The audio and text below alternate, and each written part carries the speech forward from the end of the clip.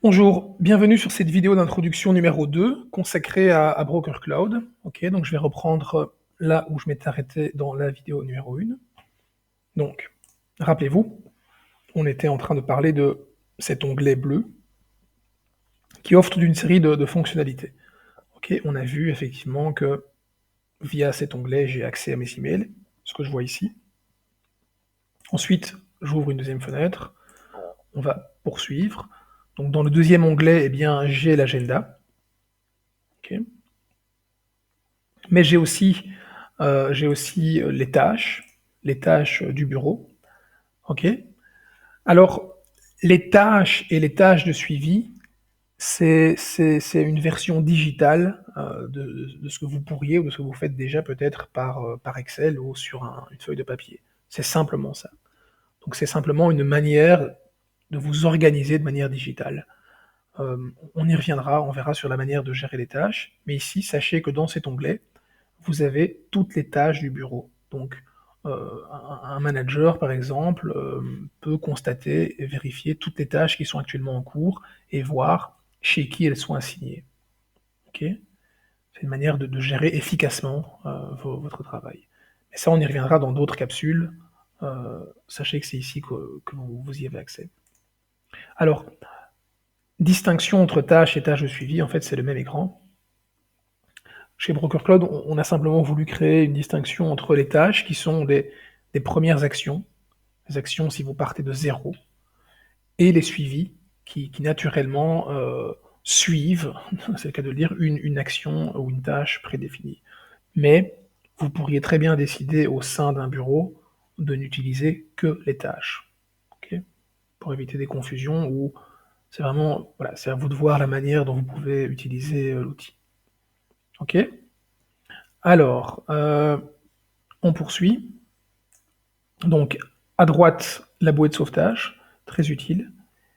Si vous constatez, donc vous voyez qu'il y a plusieurs options, hein, donc si vous constatez un bug dans Broker Cloud ou une erreur, vous pouvez créer un ticket. C'est une manière efficace de nous communiquer les problèmes éventuels. On préfère que vous utilisiez cette façon de faire plutôt qu'un email. Pourquoi? Bien parce que ce ticket va arriver directement dans l'équipe maintenance qui pourra y assigner une priorité et ensuite le traiter de manière efficace. Donc c'est très simple, je crée un ticket, voilà. Alors, ne faites pas attention au fait que c'est en néerlandais, et écrivez en français sans problème. Voilà, vous avez par exemple problème email, peu importe. Vous pouvez nous décrire votre problème, naturellement, et vous pouvez aussi mettre une pièce jointe. Donc, par exemple, typiquement un print screen. C'est beaucoup plus simple pour nous de voir en visuel où est le problème. Donc là, n'hésitez pas à mettre un print screen de votre problème. Euh, voilà. Ensuite, utilisez cet outil, hein, je vous invite à le faire. Deuxième option, le support. Ok.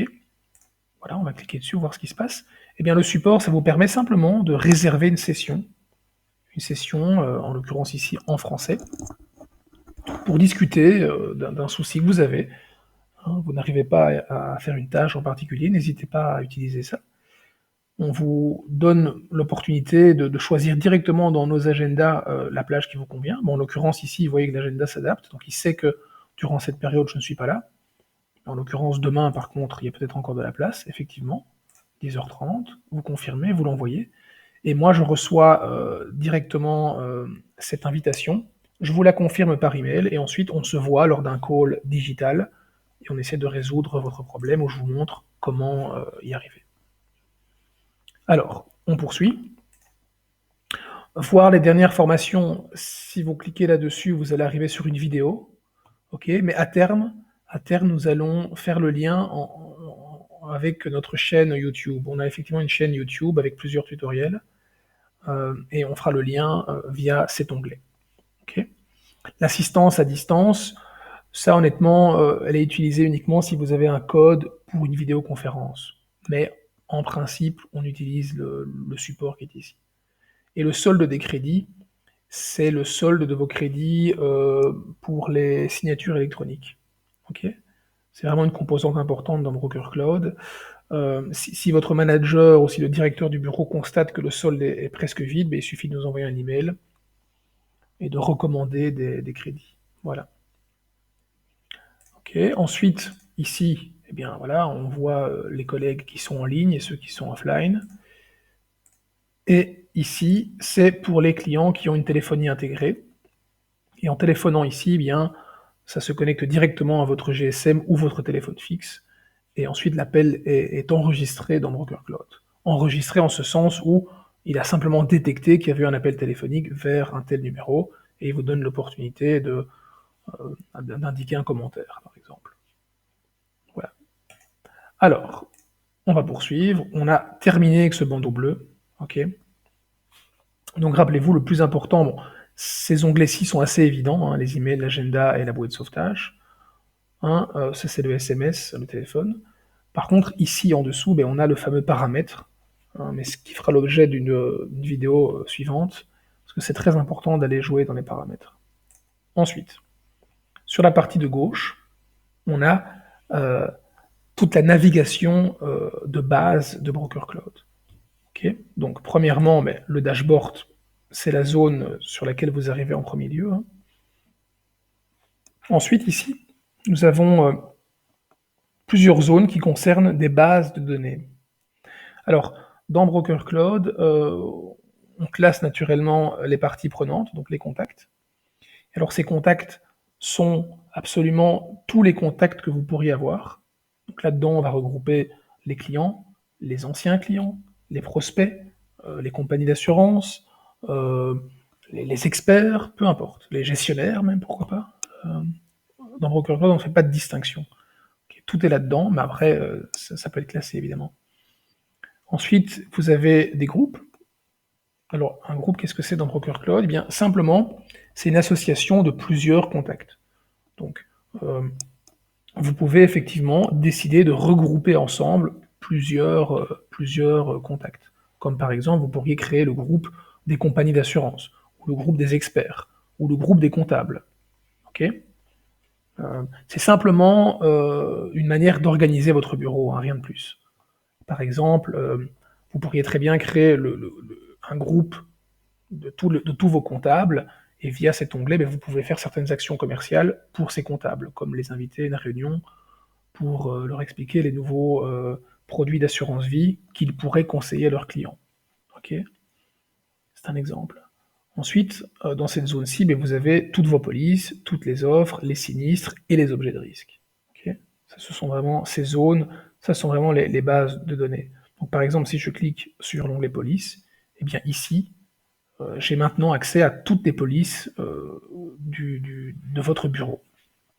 Et je peux aller rechercher celle que je veux. Ça, on le verra plus tard, comment rechercher une police, comment ceci est structuré. Mais au niveau des parties prenantes, c'est pareil, c'est le même écran. Simplement, ici, je vais chercher une partie prenante, un contact, peu importe. Ok. Les offres, pareil. Ok, bon là, je n'en ai pas. Les sinistres, pareil. Sauf que là, ils sont classés différemment, ok, vu qu'ils sont structurés. Mais c'est la même chose, vous pouvez les rechercher de la même manière. Alors ensuite, après on rentrera en détail hein, dans chacun de ces zones. Mais allons voir la suite. Donc, la zone blog retour, évidemment, très important. Donc là, pour ceux qui utilisent les blogs retour, eh bien, c'est ici que les blogs retour sont réceptionnés. Okay. Donc, pour gérer un blog retour, eh bien, voilà, ils sont déjà classés par catégorie, hein, production, sinistre, et ainsi de suite. Alors, vous avez l'option ici, ici en haut à droite, du traitement manuel, vous pouvez l'assigner à un collègue, ok, ce genre de choses. Voilà, mais ça, on fera, je pense, une vidéo spécifique pour la gestion des blogs retour. Okay. Mais normalement, c'est relativement intuitif la manière de le gérer. Donc, traitement manuel. Voilà, voilà, vous avez les anciens champs, les nouveaux champs, et la possibilité de les modifier, de les traiter. Ok. Ensuite, poursuivons. Financier, bien ça, c'est effectivement toutes les données financières qu'on reçoit via bloc retour également, hein, des compagnies d'assurance, okay, qui vient s'encoder de manière automatique. ok. Mais ça aussi, ça demande une vidéo spécifique, hein, ça ne concerne pas tout le monde. File d'attente de révision. Alors là c'est très important.